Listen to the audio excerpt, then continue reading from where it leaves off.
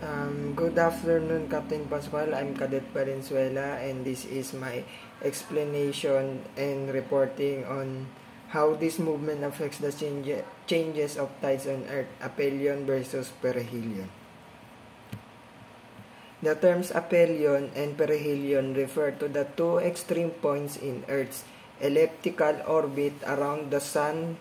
These points have a direct impact on the distance between the Sun and Earth, and they play a role in the changes of tides in our planet.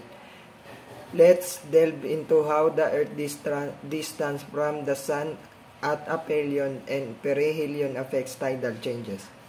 The Earth's position in its elliptical orbit around the Sun, specifically at aphelion and perihelion, affects the distance between the Sun and Earth.